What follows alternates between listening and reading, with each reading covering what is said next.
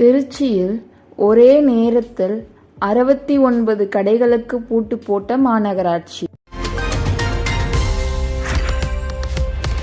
வியாபாரிகள் சாலை மறியல்.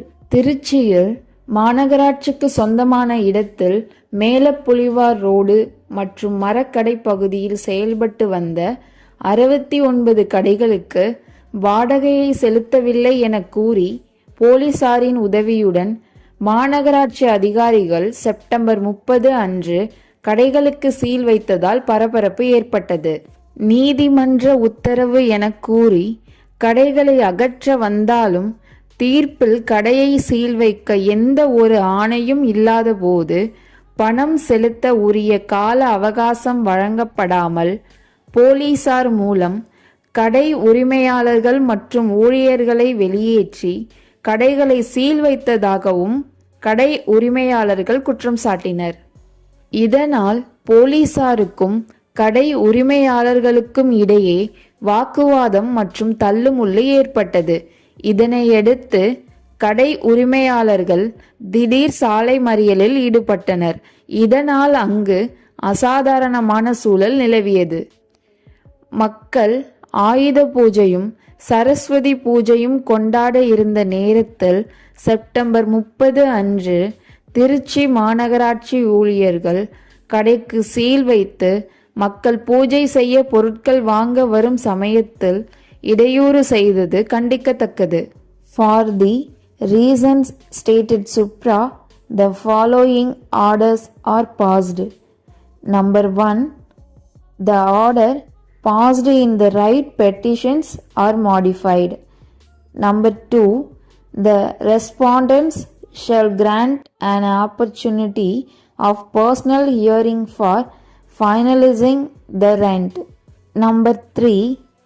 Until the enquiry is completed, the appellants are directed to pay 10 rupees per square feet from the 14/3/2021 to till 13/3/2024 and then 50% increase for the subsequent years until the enquiry is completed.